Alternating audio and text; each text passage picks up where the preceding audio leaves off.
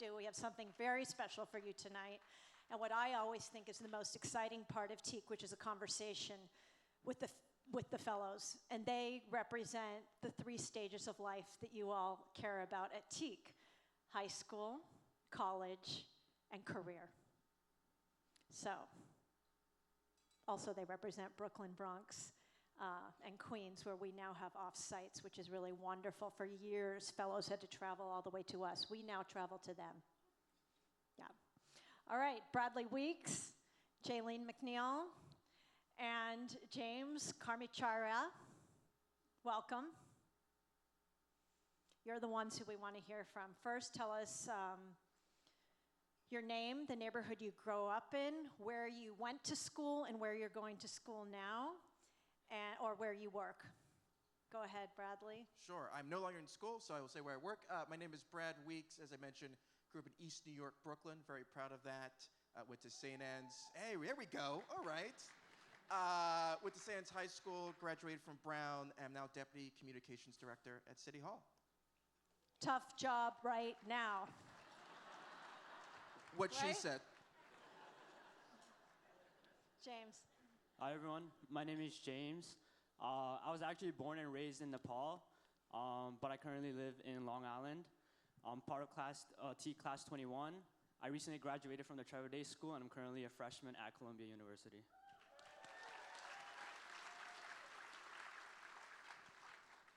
Hi, everyone. My name is Jaylene McNeil. I currently go to Icon Charter School, too, and I grew up in Charleston, South Carolina. So the first thing I want to ask you is, what is challenging right now about either school or life or work? What are you facing right now? So I'll kick it off.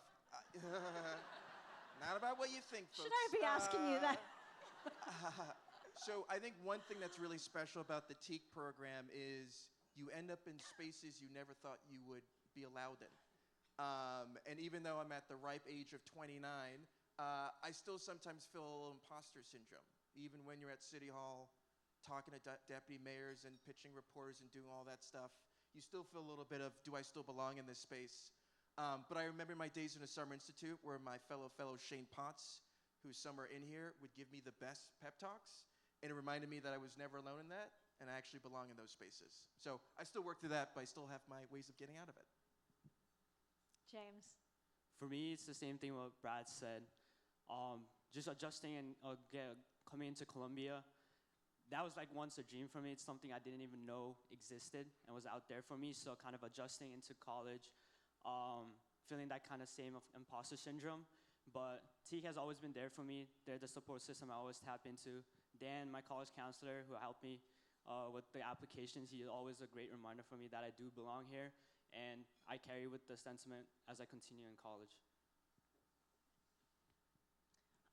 For me, something that I would say is very challenging is kind of figuring out how to handle the things that I have, because with my school, I'm always getting a lot of work to do, and it's like on such a short time. And especially through TEAK, I always get a lot of work from them, and it's sometimes a little bit nerve-wracking to know that I'm going to high school and I have to do all this work to prepare for it. So sometimes I kind of think, how do I just like get through all of this? Because I also like do a lot of stuff after school. So sometimes I just like need to think about that, because it's kind of crazy where TEAK has brought me. I can't believe you're in 8th grade. This graceful young lady's in 8th grade. Brad, I wanted to ask you, thank you. When you were younger, where did you think you would be? Like, how have things changed? What did all of you expect for you maybe 10 years ago, and for you two maybe 5 years ago, of where you were going? What was going to happen in your life? Yeah, I mean, just to really paint the perspective, I did TEAK when I was 12 years old. I didn't know there were even private day schools like St. Anne's that I could go to. That whole world felt very segregated and shut off to me. So for me, it was I didn't even know what the limit was, right? It was such a fixed universe that I lived in East New York, where it was really that and my school and nothing else beyond it. So I think TEAK really helped open up horizons and make me feel as though this entire city was open to me. One thing I love about TEAK, I went to my first ever Broadway show because of TEAK, to go see West Side Story. And as a lifelong New Yorker, I never thought I belonged in a space like Broadway. But I think TEAK really helps you break down these barriers and understand that actually this whole city is for us, and that we do belong in those spaces. So when I was 12, I couldn't even wrap my head around the endless possibilities until I started doing this program. What about you, James? What were you thinking about? I mean, oh man. I'm still pretty young, but I can't help but imagine talking to my 9-year-old self, still in Nepal, scared because of the recent earthquake that was there, living in shelter. And now that talking to that 9-year-old self and telling them, you're going to Colombia, I think the response would be like, what is Colombia? Because that was the reality of it back then. Like, until I moved here in 2015, got into TEAK, I didn't know what was out there for me. And TEAK was a lot of my first as well. I got to go to my first basketball game against the Nets and the Bulls, which was really great.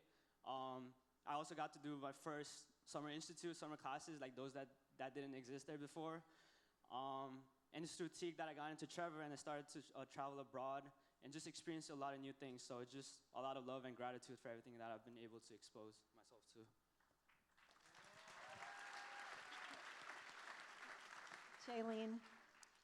When I was younger, I definitely pictured being in the 8th grade just like much more stressful, because whenever I had spoken to people, they would always tell me, it's so hard, I have all this and that going on, and it's like deadlines, and it's just like, it was very nerve-wracking, and I just was scared to grow up.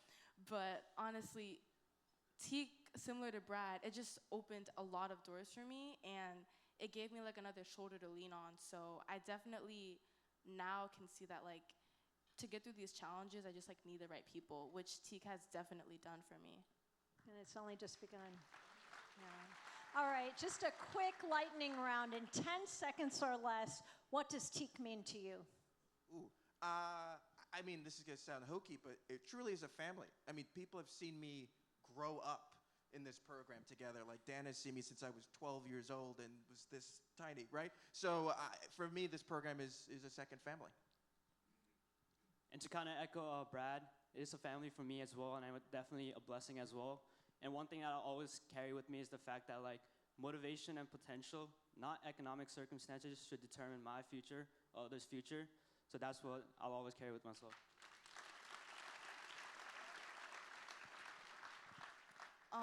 For me, TEAK, similar to what they both had just said, TEAK is just like a big community, but also it's just like a whole new area for you to discover more about yourself and how to just like get through those challenges in life and in a fun way. Thank you so much, and thank you to all of these incredible fellows who represent generations of young people, and I can't wait for you to be the people who open doors for those who come after you, and thank you, Brad, for opening so many doors.